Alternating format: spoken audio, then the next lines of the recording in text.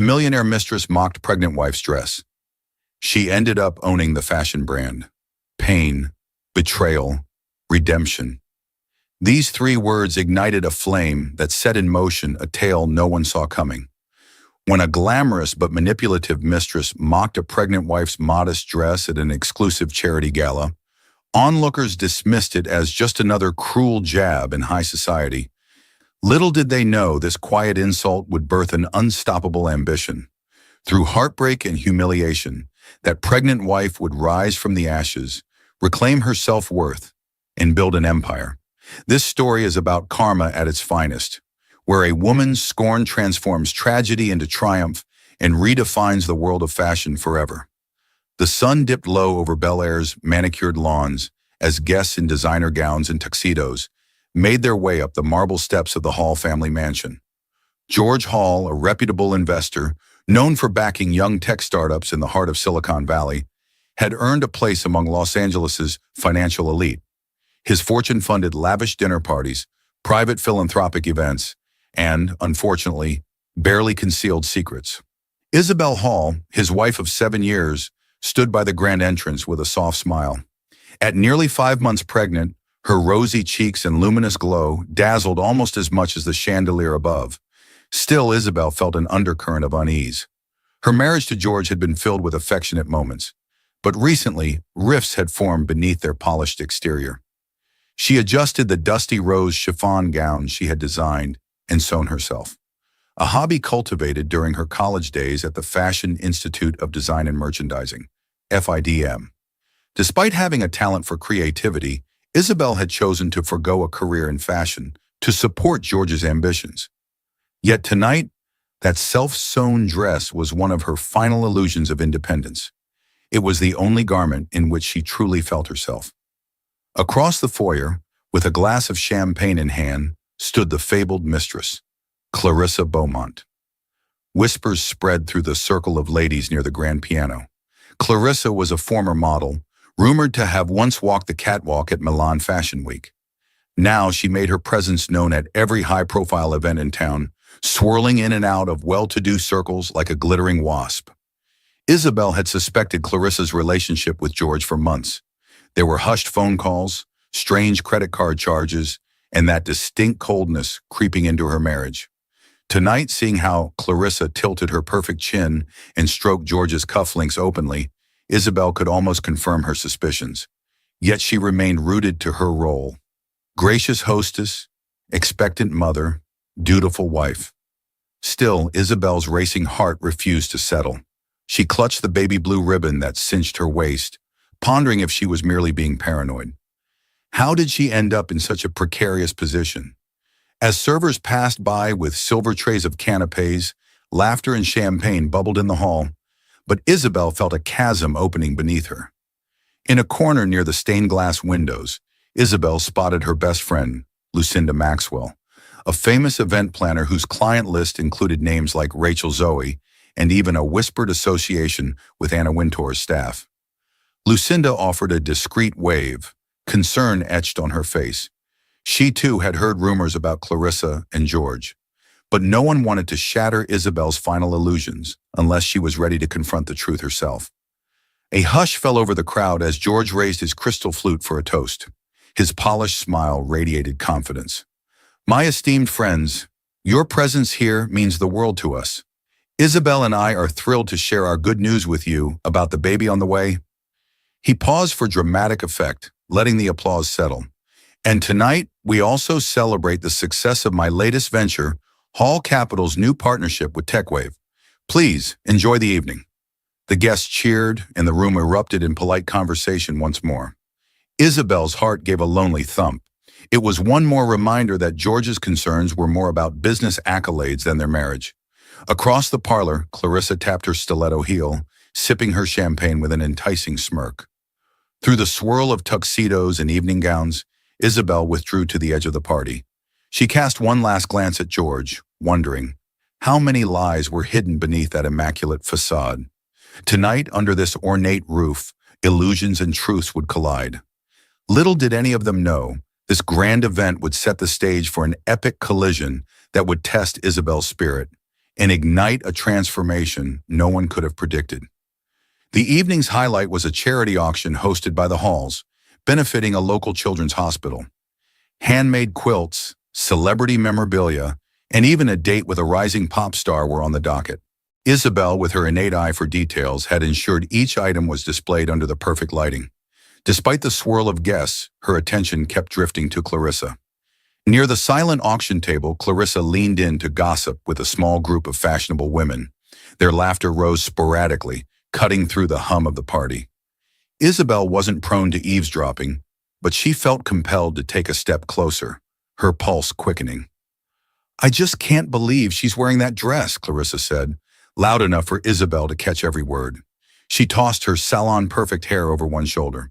"No offense, but it looks like something from a maternity discount store.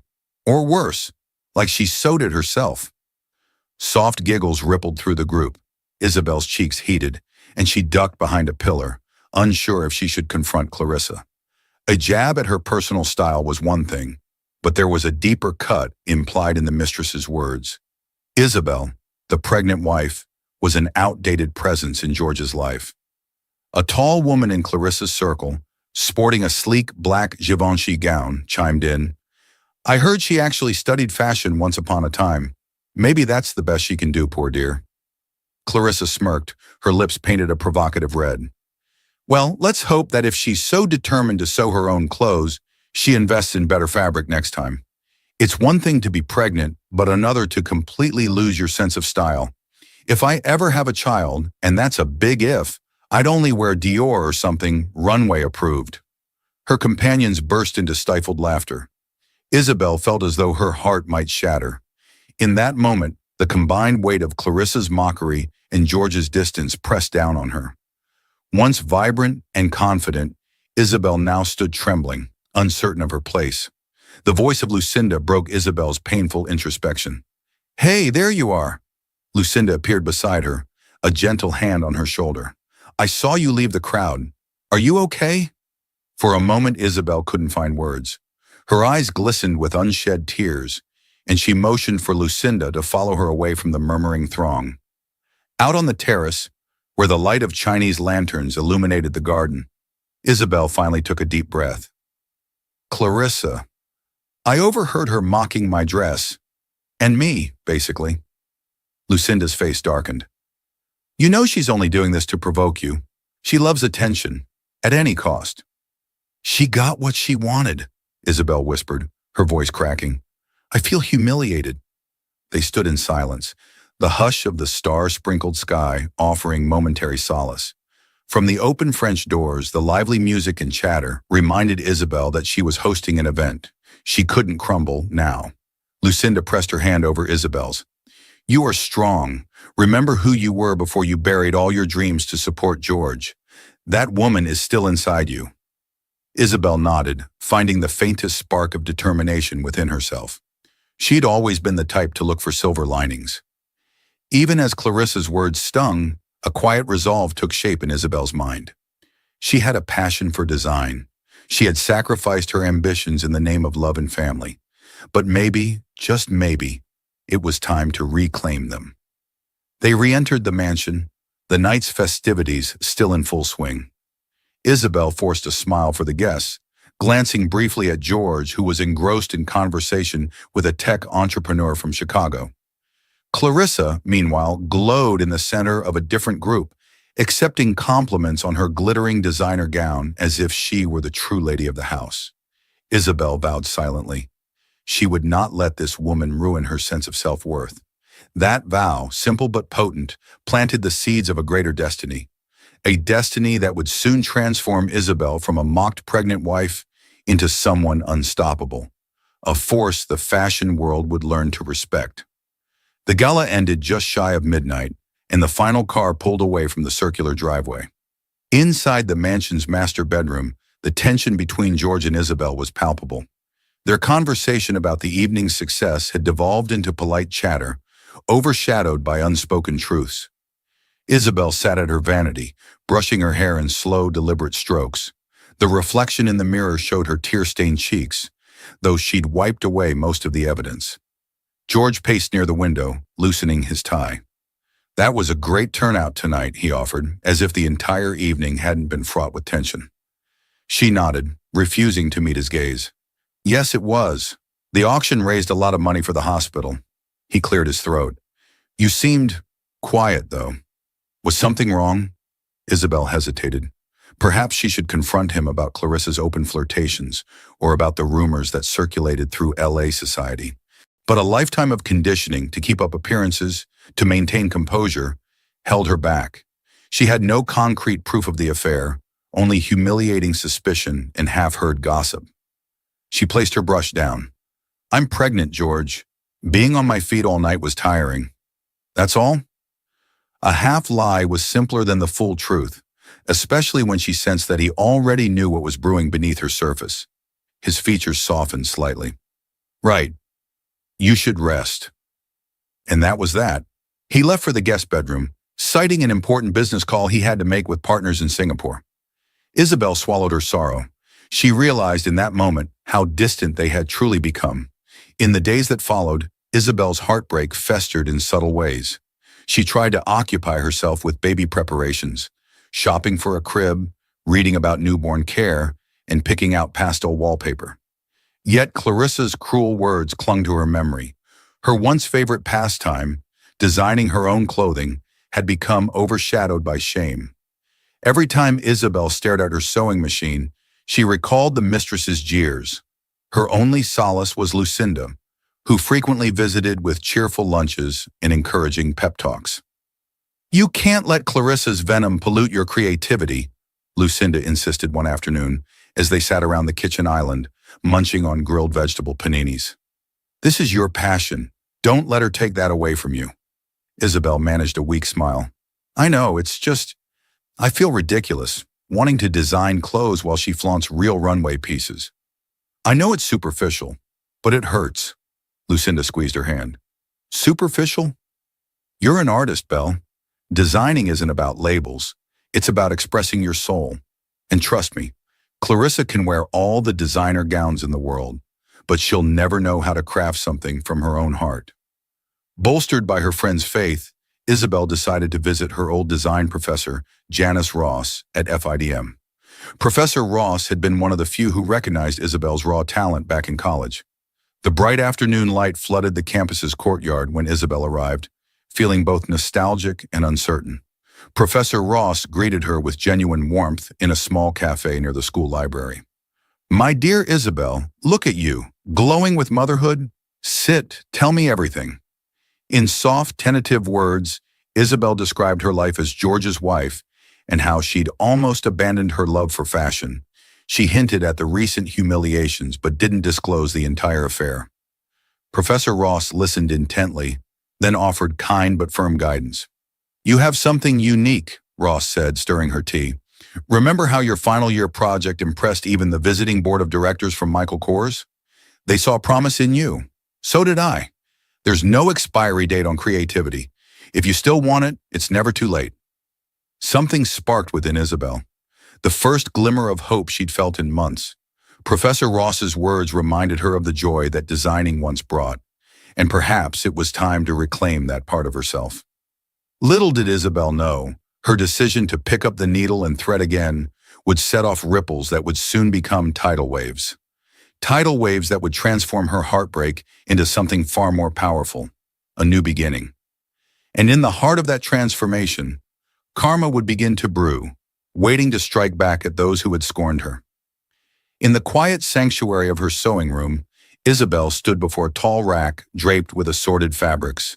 Some were luxurious silks and satins, others humble cotton blends. She lovingly ran her fingers over them, recalling the thrill she'd once felt envisioning silhouettes, color palettes, and intricate embellishments. A soft flutter in her belly reminded her that she carried new life. She hadn't planned to restart her fashion dreams while pregnant, but something about the baby's presence spurred her forward. Perhaps it was a maternal instinct to build a life filled with authenticity, or perhaps it was her survival mechanism. Whatever the reason, Isabel began sketching again. The first design she worked on was a maternity dress. It was soft, knee-length, and sophisticated, yet comfortable. She incorporated a subtle empire waist that would accommodate a growing belly without sacrificing style. Unlike the dusty rose dress Clarissa had mocked, this one featured delicate lace applique across the shoulders, a statement of refined elegance. It took days of dedicated work, stolen moments between her pregnancy checkups and the demands of running the household. But in the hush of her sewing room, Isabel found solace. Each stitch represented a piece of her regaining self-worth. When she finally tried on the completed dress, she felt a surge of confidence. The mirror reflected more than just a garment. It reflected her determination. "This is who I am," she whispered, tears threatening to spill. And for a moment she dared to imagine a future where she could sell designs like this, giving other women the same feeling of empowerment she felt now. As she dabbled with more patterns, an elegant maxi dress for a dinner party, a chic blazer with adjustable side panels, her creativity bloomed. She filled a sketchbook with ideas for nursing-friendly tops, transitional clothing for postpartum bodies, and versatile pieces that blended comfort with high-fashion elements. The spark grew into a flame when one afternoon, Lucinda convinced her to meet a former client of hers, Paula Reeves, an influential fashion buyer for a boutique chain called Style Oasis, which boasted stores in Beverly Hills, Soho, and Chicago's Magnificent Mile. Lucinda arranged a casual meeting at a trendy cafe downtown. Paula, dressed in a statement jacket by Balenciaga, eyed Isabel's self-designed maternity dress with open admiration. "This is exquisite," Paula remarked, sipping her espresso. "So many maternity lines out there feel either too frumpy or too basic. Yours has a certain, I don't know, grace? I can see the potential." Isabel's heart pounded. She had brought along a small portfolio containing sketches and photos of her completed designs. Paula flipped through them with growing interest. "I'd like to see how these fit on a range of sizes. Would you consider creating a small capsule collection? Perhaps we can test them in one of our Beverly Hills locations." In that moment, Isabel felt both exhilarated and terrified. This wasn't just about designing for herself anymore. It was about stepping into the realm of professional fashion design. Still, the memory of Clarissa's jeers and George's growing indifference emboldened her. She wanted a life beyond heartbreak. "Yes," Isabel said, voice trembling with excitement. "I would love that." Over the following weeks, she juggled the demands of her pregnancy with a flurry of fabric sourcing, pattern making, and sample fittings. Lucinda helped her contact pregnant models willing to do low-key photo shoots. Professor Ross lent her old classroom mannequins. Soon, Isabel's modest sewing room turned into a bustling mini studio, buzzing with hope and determination. Yet in the background, George remained distant. Late-night meetings, out-of-town conferences, and cryptic phone calls continued. Isabel suspected he was meeting Clarissa. However, rather than wallow in despair, she channeled her anger and pain into her work. Every design, every new stitch, was a step away from the shackles of her marriage's unspoken betrayals. When the day came for Paula to officially review the capsule collection, Isabel was an anxious bundle of nerves. She laid out 7 pieces, each meticulously crafted, each one an evolution from her initial sketches. Paula arrived with an assistant and spent nearly an hour studying them, making notes, and asking questions. Then at last she gave Isabel a dazzling smile. "We'll take them," Paula said, "for a 3-month trial run in our Beverly Hills store." "Congratulations," tears of joy blurred Isabel's vision. She had reclaimed a part of herself she thought she'd lost. And little did she know, this small victory was only the first stepping stone toward a destiny far greater than any she'd once imagined. One that would inevitably put her and Clarissa on a collision course neither could have predicted. The evening was electric with possibility as Isabel entered the Style Oasis boutique, her heart fluttering in rhythm with the sway of her lavender-wrapped dress, a design of her own making. The boutique had been transformed for the private unveiling. Soft golden lighting, white orchids perched delicately on display tables, and the low hum of fashionable conversation filling the space. Paula Reeves greeted her at the entrance with a wide, encouraging smile. "Welcome, Isabel.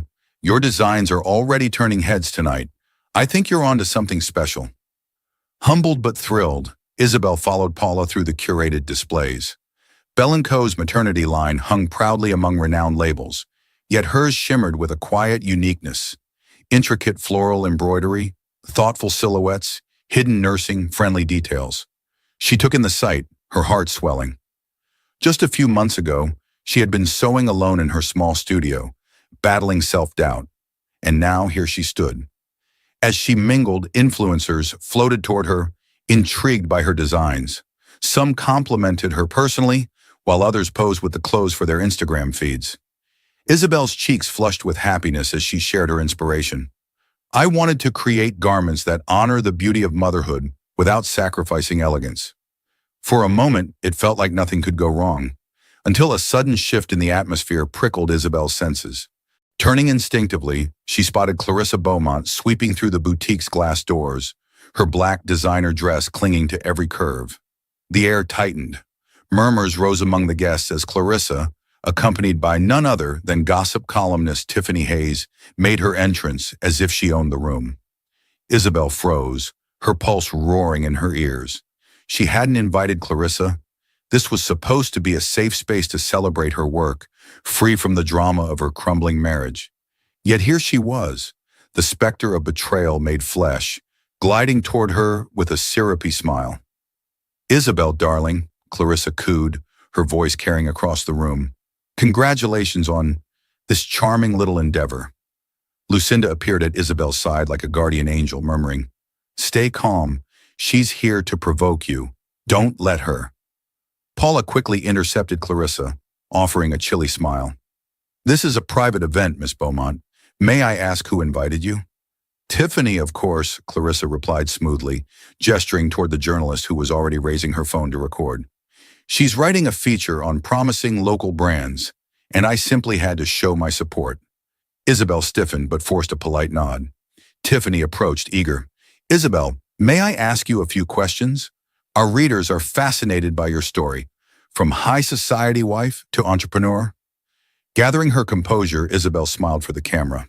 Of course, Bell & Company was born from a simple realization that motherhood doesn't have to mean sacrificing style. I wanted to create designs that empower women during one of the most beautiful transitions of their lives. Tiffany beamed, scribbling notes. Clarissa, however, was not content to be a silent spectator. She leaned in, voice dripping with faux sweetness. It's admirable, really. Although, let's be honest, some of us prefer to maintain our couture figures rather than expand. Polite laughter rippled awkwardly through nearby guests. Isabel's stomach twisted. She could feel all eyes swiveling between her and Clarissa, the tension palpable. Clarissa pressed on, eyes gleaming. Motherhood is lovely, I'm sure, but it's hardly the pinnacle of glamour. The words were a slap disguised as a compliment. Once upon a time, they might have shattered Isabel, but not tonight. Standing tall, her voice steady, Isabel replied, There's room in fashion for all expressions of femininity, whether pregnant, postpartum, or not. True style embraces all stages of a woman's life. A ripple of approval stirred the crowd. Several influencers nodded, and a few murmured in agreement. Tiffany's eyebrows arched, clearly sensing the power dynamic shifting. Clarissa's smile faltered ever so slightly. She recovered quickly, laughing lightly as if to brush off the moment. But the damage was done. Isabel had met her insult head-on and emerged stronger, unshaken. Lucinda, unable to contain a grin, squeezed Isabel's arm. You were magnificent, she whispered. As Clarissa retreated into the racks of clothing, pretending to browse, Tiffany turned back to Isabel. One last question, she said, her voice softer now. What do you hope women feel when they wear Bell & Company? Isabel didn't hesitate. I want them to feel seen, celebrated, and strong. Motherhood isn't a diminishment of who we are. It's an evolution. Bell & Company is about honoring that journey with style and grace. The words settled over the boutique like a benediction. Applause broke out, small at first, but genuine, and Isabel felt tears prick at her eyes. Not from sadness, but from an overwhelming sense of pride. She wasn't just surviving, she was thriving. Clarissa slunk out before the evening's end, her departure barely noticed. Meanwhile, Isabel's designs sold out nearly entirely by the close of the event. Paula approached her, practically buzzing. You have something rare, Isabel. Not just talent, but soul. Investors are going to fight over you. Later, as Lucinda drove them home through the glittering Los Angeles night, Isabel sat in silence, cradling the gift bag of first-day sales and new contacts in her lap. She came here to humiliate you, Lucinda said, glancing sideways. Instead, she humiliated herself. Isabel smiled faintly, her hand resting protectively over her belly. Let her watch. Let them all watch. I'm just getting started. Outside the car window, the city lights blurred into a constellation of gold. Isabel Hall, mocked wife, betrayed spouse, forgotten dreamer, had found her voice, and she would never let anyone take it from her again. The days following the launch event were a whirlwind of activity for Isabel. Between the rush of orders for Bell and Company and the flurry of media attention, she hardly had a moment to breathe. Yet beneath the excitement, a dull ache remained lodged in her chest, a reminder of the fractures in her personal life that even the sweetest professional victories couldn't mend. George's presence at home grew even more sparse. Business trips stretched longer, late nights at the office became the norm, and his excuses grew thinner with each passing day. Isabel didn't need confirmation anymore. Her heart knew the truth. Still, part of her yearned for honesty, for the dignity of hearing it spoken aloud. One unusually cool evening, while Isabel was sorting fabric samples at the kitchen island, she heard the front door open.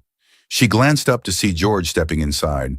His posture slouched, his tailored suit rumpled as though it had been pulled on carelessly. He looked nothing like the polished, confident man she had married, and for a moment she pitied him. He dropped his keys onto the console table with a weary clatter. Their eyes met across the room, and the silence stretched heavy between them. Belle, he said hoarsely, using the nickname he hadn't uttered in months. We need to talk. Isabel inhaled sharply, setting the swatches aside. She wiped her hands on her skirt, steadying herself. This was it, the moment she had dreaded and, in some small way, craved. All right, she said, her voice steady. Talk.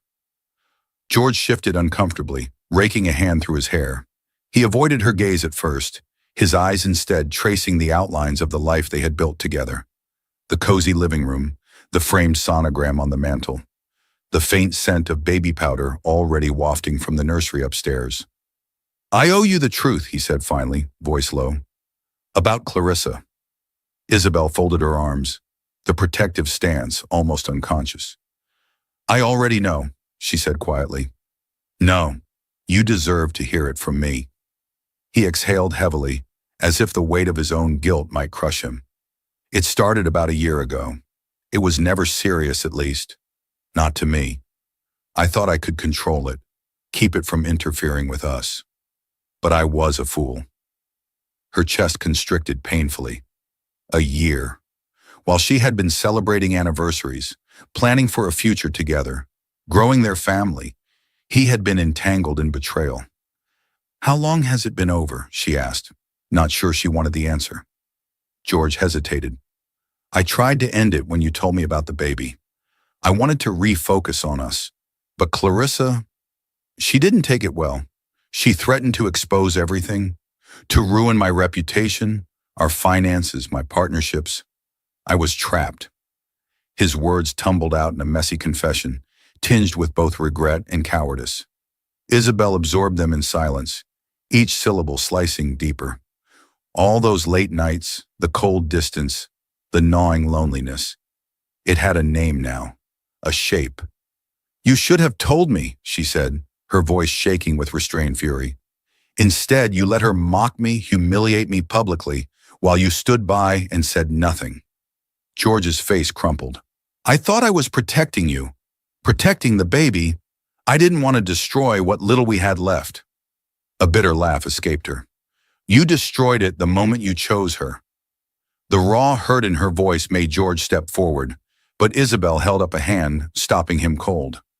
And now what? She demanded. You think a confession makes this better? That it erases the nights I cried myself to sleep, wondering why the man I loved had become a stranger? Tears welled in George's eyes. I don't expect forgiveness. I love you, Belle. I love our child. I'm begging for a chance to fix this." His words, desperate and broken, hung in the air like smoke.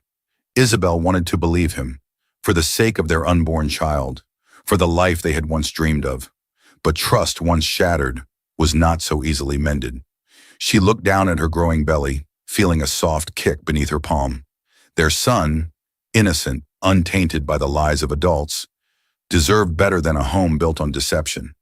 "I can't give you an answer tonight," she whispered. "I need space. I need time."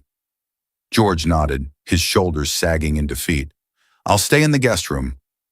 Without another word, he retreated upstairs, leaving Isabel alone with the symphony of her own heartache. The days that followed were a strange twilight, a half-life where nothing felt certain. George tiptoed around her, trying to be helpful, running errands, assembling furniture for the nursery, making clumsy attempts at conversation. Isabel tolerated it for the sake of peace, but inside she was building walls, one stone at a time. Her solace came from Bell and Company. Orders flooded in faster than she could fulfill them. Paula called with good news. An executive from LVMH, the luxury conglomerate that owned Dior, Fendi, and Givenchy, had noticed Bell & Co.'s rapid success. They wanted a meeting. The news jolted Isabel awake. She was no longer just George Hall's betrayed wife. She was Isabel Hall, founder of Bell & Company, a rising star on her own merit. When she told Lucinda over lunch, her best friend clapped her hands in delight. "This is it, Belle. This is your real beginning." For the first time in months, Isabel smiled without reservation. Yet even as her professional life soared, the shadows of betrayal clung stubbornly. One evening, while reviewing new sketches for an upcoming collection, Isabel found herself wondering, could she ever truly trust George again? Could their son grow up in a house where love once lived, but now stood tainted by memory? George tried to show he was changing, attending prenatal classes, booking therapy sessions, making heartfelt apologies. But each gesture, however sincere, was a bandage over a wound that might never fully heal. One rainy afternoon, they sat together on the living room couch, sorting baby clothes into tiny piles.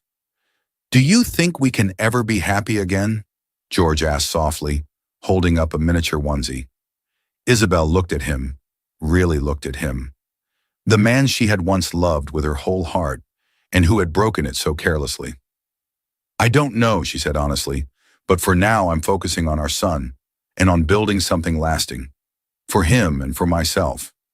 She stood, gathering the folded clothes. George watched her go, a bittersweet smile flickering on his lips. Isabel had changed. She was no longer the woman who lived for someone else's approval. She was forging her own path now, steady and unstoppable. Upstairs in the nursery filled with soft pastels and hand-stitched love, Isabel whispered to her unborn son, "We will be okay, I promise you." Outside, the storm raged on, but inside, Isabel had found her center. No matter what storms came next, she would weather them, with or without George, because she was no longer surviving. She was becoming. As Isabel's star rose, Clarissa Beaumont watched from the shadows, her envy festering into something darker. Each Instagram post, each glowing article about Bell and Company was a fresh slap in the face. It was supposed to be Clarissa dazzling at society events, basking in admiration, not Isabel Hall, the woman she had once mocked so effortlessly. Clarissa's own social standing had begun to wither. Invitations to exclusive parties dwindled. Her name, once whispered with intrigue, now carried a tinge of scandal. People had seen through her facade. George, her golden ticket, had grown cold and distant. And as Isabel's belly swelled with new life, Clarissa felt her own world shrinking, suffocating her under its collapse. She needed to strike back. She needed to ruin Isabel before the world forgot who Clarissa Beaumont even was. One bright afternoon, Clarissa slipped into a sleek rooftop bar in Beverly Hills, oversized sunglasses masking her scowl. Tiffany Hayes, the gossip columnist, was already waiting for her at a corner table. Recording device ready, a calculating gleam in her eyes. Clarissa sauntered over and slid into the seat opposite her, tossing her Gucci handbag onto the table. "Tiffany, darling," she drawled, "I have a story you'll want to hear." Tiffany raised an eyebrow. It better be good, Clarissa. My editor's tired of fluff pieces. Clarissa leaned forward, lowering her voice conspiratorially. Oh, it's better than good. It's scandalous. Isabel Hall's whole fashion brand? It's a lie. Tiffany's interest sharpened. She set her recorder on the table. Go on. Clarissa smiled thinly. Sources tell me she's not sewing those precious little dresses herself. She's got an underground sweatshop in downtown LA, exploiting cheap labor. The whole handmade image is a front. Tiffany scribbled notes furiously. Are you certain? Clarissa shrugged, her expression angelic. That's what I heard. And well, you know her family history. Her father wasn't exactly a saint. Rumors of financial fraud back in the day. Seems deceit runs in the blood. It was a masterstroke of malicious implication. No hard evidence, just enough filth to muddy Isabel's shining image. Tiffany leaned back, tapping her pen against her lip. I'll have to verify, of course. Clarissa smiled, sipping her overpriced rosé. Naturally, I'm just doing my civic duty. Wouldn't want the public to be deceived. Inside, she felt triumphant. Let Isabel's pretty little empire crumble under the weight of scandal. Over the next few days, Tiffany worked to verify the allegations. She called Style Oasis, hoping for cracks to appear, but Paula Reeves, sharp and loyal, shut down the rumors immediately. Bell & Company is a homegrown brand, Paula said firmly. I've personally toured Isabel's studio. 1 sewing machine, 2 part-time assistants, no sweatshops, no mass production. Unconvinced, Tiffany dug deeper, reaching out to suppliers. Every lead pointed to the same story. Isabel was exactly who she said she was. Hard-working, passionate, ethical. Frustrated, Tiffany arranged another meeting with Clarissa. When she arrived at the rooftop lounge again, Clarissa was already there, swirling her wine with forced nonchalance. Well, Clarissa demanded. Tiffany set down her notepad with a snap. Your sources are garbage. No sweatshops, no fraud, nothing to print. Clarissa's face darkened. Maybe she's better at hiding it than we thought. Tiffany sighed, gathering her things. Or maybe you're just bitter. Find me real proof, Clarissa. Otherwise, stay out of my inbox. Without another glance, Tiffany left, heels clicking sharply against the polished floor. Clarissa sat frozen, gripping her glass so tightly her knuckles turned white. Her plan had failed. And worse, the world would soon see Isabel soaring even higher. The final straw came in the form of a glittering event, the West Coast Fashion Preview. Rumors buzzed that Isabel would be attending, showcasing Bell & Company to an exclusive gathering of buyers and investors. Whispers hinted that even LVMH executives would be present. Clarissa couldn't bear the thought of Isabel basking in more adoration. Fueled by desperation, she managed to snag an invitation through an old acquaintance, a minor influencer who still believed Clarissa could open doors for her. On the night of the event, Clarissa dressed to kill. She wore a dramatic, body-hugging Versace gown, diamonds glittering at her neck. She painted on a smile and slipped into the venue like a snake through grass. Inside, the room pulsed with energy.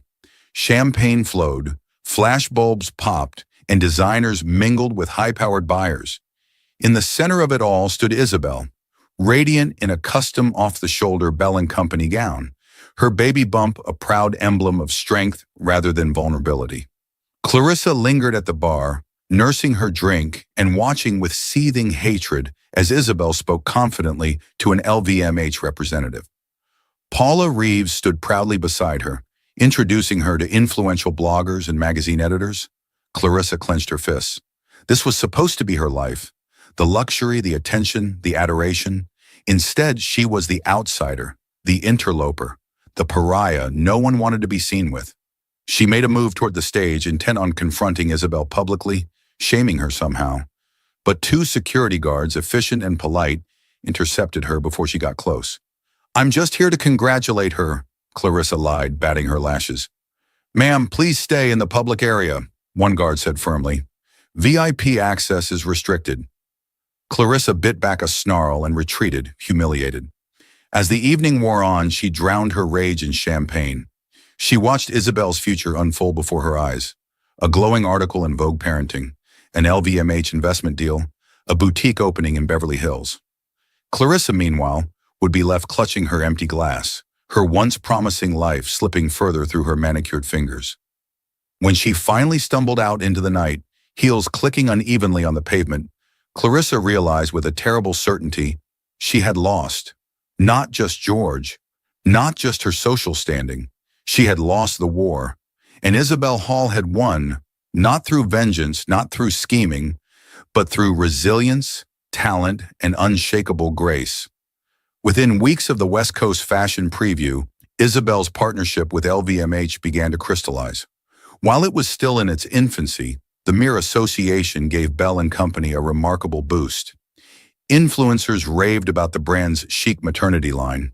Style magazines like People Moms and Babies and Vogue Parenting expressed interest in features, and local boutiques placed more orders. Meanwhile, Clarissa's star was fading. She found fewer invitations to exclusive parties. Some whispered that her affair with George had become an open scandal, making her persona non grata among respectable circles. Even her Instagram followers began to dwindle after her attempt to slander Isabel fell flat. At a lavish charity fundraiser for pediatric cancer hosted by the Maxwell Foundation, Lucinda's family trust, the final blow came. Clarissa arrived uninvited, only to be quietly escorted out by security at Lucinda's discreet request. Still seething, she tried to stage a dramatic exit in front of cameras, but few paid attention. The real star of the evening was Isabel, who stood poised and graceful, greeting donors and well-wishers who praised her for her budding success. Adding insult to injury, the press ran a small piece the next day titled, "Charity Fundraiser Sees Rising Star Isabel Hall. Infamous socialite Clarissa Beaumont escorted out." The article barely spared a paragraph on Clarissa, noting only that her attempted disruption was quickly handled. As Clarissa read the article over coffee, her cheeks burned with humiliation. The final straw came when George Hall finally severed all ties with her. Bolstered by a newfound sense of responsibility and the imminent arrival of his child, he decided to step away from Clarissa entirely. He changed his phone number, refused her calls, and even sought legal counsel to protect himself from any blackmail attempts. Desperate, Clarissa showed up at George's office tower in Century City, demanding to see him. The receptionist politely but firmly denied her entry. Hours later, security guards escorted her from the lobby after she caused a scene. "Let me see George! This is ridiculous!" she screamed, mascara streaking her cheeks. But her outburst was met with disapproving stares. Word spread quickly among George's associates. Clarissa Beaumont was unhinged, a liability no one wanted to touch. That night, Clarissa returned to her small condo, which was far less glamorous than she made it appear on social media. Bills piled on her coffee table. Credit card debt loomed. Without George's financial favors and the lavish gifts he once showered her with, Clarissa began to feel the very real squeeze of living beyond her means. In one of her darkest hours, Clarissa realized she had become the architect of her own downfall. She had mocked a pregnant woman's humble dress, tried to sabotage her success, and manipulated George for money and status. Now she was left with nothing, her reputation in tatters and her finances on the brink of ruin. Even potential wealthy suitors turned away, spooked by her toxic reputation. It was as if fate itself was delivering a long overdue punishment, a reminder that cruelty and deceit yield sour fruit. With nowhere left to turn, Clarissa swallowed her pride and considered leaving Los Angeles altogether. She fantasized about starting fresh in a smaller city, maybe seducing another affluent man. But deep inside, she knew her illusions were crumbling. Meanwhile, Isabel and Bell and Company soared higher. Every victory Isabel achieved felt like cosmic retribution for Clarissa's cruelty. Friends, fans, and fashion insiders marveled at Isabel's meteoric rise, but few knew how much heartbreak and suffering she had endured to get there. Her success wasn't merely a stroke of luck. It was the product of resilience, passion, and the triumph of a pure heart over vanity and spite. In the quiet of her condo, Clarissa scrolled through her social media feed, watching Isabel's brand gain thousands of followers. Photos showed Isabel glowing, just weeks away from giving birth, standing next to her new maternity collection in the window of a prestigious Beverly Hills boutique. It was as if the universe was holding up a mirror, forcing Clarissa to confront the emptiness of her own life. And for the first time, Clarissa felt the sting of regret in the scorching pain of her own karma. As her due date approached, Isabel balanced doctor's appointments with finalizing business agreements. She signed a contract granting LVMH the option to invest further in Bell & Co. if sales targets were met over the next 2 quarters. The brand's presence in Style Oasis locations expanded, and talks began about a potential pop-up store in New York. George, humbled by his mistakes, made efforts to rebuild trust with Isabel. He attended prenatal classes with her, helped set up the nursery, and showed genuine remorse. However, Isabel stood firm that she needed space to decide if she could truly forgive him. As much as she appreciated his renewed devotion, the pain of betrayal lingered. "Whatever you need," George told her one evening, after assembling a crib in what used to be a spare bedroom. "I'll do anything to prove I'm worthy of being your husband again." "It's not just about me anymore," Isabel replied, resting a hand on her belly. "We have a child coming. I want a healthy environment for our baby." Despite the uncertain future of their marriage, Isabel felt a sense of closure regarding Clarissa. The mistress had vanished from social circles, and rumors suggested she'd moved to a smaller town near San Diego.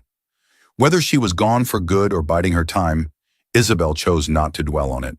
She was too busy forging a life of her own making. The day Isabel went into labor felt surreal. She was in her sewing room, reviewing sketches for a post-pregnancy line, when a sharp contraction took her breath away. George rushed her to Cedars-Sinai Medical Center, where Lucinda met them with comforting hugs and pep talks. Hours later, Isabel delivered a healthy baby boy, Nathan George Hall. Holding Nathan in her arms, Isabel felt a rush of love so powerful that it eclipsed every betrayal and every cruel word Clarissa had ever uttered. Here in this hospital room, life was pure, simple, and full of promise. News of Isabel's delivery spread quickly among friends and colleagues, many of whom sent well wishes and lavish baby gifts. Lucinda organized a newborn photo shoot, "Bell & Co.'s new muse," she joked. The press picked it up, running a heartwarming story about the designer mom who had taken the fashion world by storm even before her child was born. Within a month, Isabel found herself juggling motherhood and business like a seasoned pro. She set up a small nursery next to her sewing space, often working on new designs while Nathan napped. Orders for Bell & Company continued to climb, especially once A-list celebrities started sporting her postpartum-friendly outfits. It wasn't long before Entertainment Tonight requested an interview, followed by a feature in Harper's Bazaar for Moms. Isabel's social media following skyrocketed, and her story, one of heartbreak turned into creative triumph, resonated with women around the world. They admired how she'd refused to let scandal or a broken marriage define her.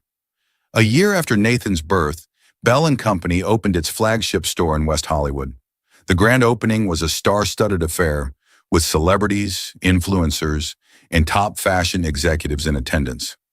Reporters captured Isabel's tearful yet radiant smile as she cut the ribbon, while onlookers cheered. She wore a custom creation, a fitted jumpsuit with delicate embroidered vines symbolizing growth and resilience. Lucinda, ever the supportive friend, stood beside her. "We've come a long way from that first night at the Hall Mansion, haven't we?" Isabel recalled the humiliating words Clarissa had thrown her way, mocking that dusty rose gown, dismissing her as out of touch. Now Isabel owned a legitimate fashion brand under the partial umbrella of LVMH, forging a path that welcomed mothers everywhere to feel stylish and confident. Karma had indeed come full circle, not through vengeful acts, but through Isabel's unwavering determination and grace. If there was any lingering bitterness, it was overshadowed by the magnitude of her success and the boundless love she felt for her son. And so, from mockery rose majesty. The pregnant wife, once scorned by a cruel mistress, had not only claimed her dignity, she had claimed an entire corner of the fashion world.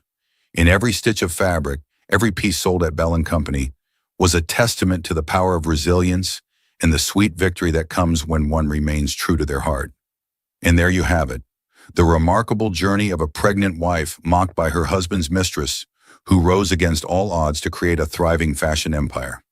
Isabel's story proves that even the deepest betrayal can be the catalyst for transformation, resilience, and success. By channeling her heartbreak into creativity, she built Bell and Company from a single self-sewn gown into a global name, redefining what it means to be both a mother and a visionary. Now it's your turn to help this story reach others who may need inspiration or a reminder that karma does not forget. If you found yourself cheering for Isabel or reflecting on your own struggles and triumphs, please like, share, and subscribe to this channel. Your support helps spread stories of hope and redemption to those who need it most. Thank you for joining us on this emotional ride. Until next time.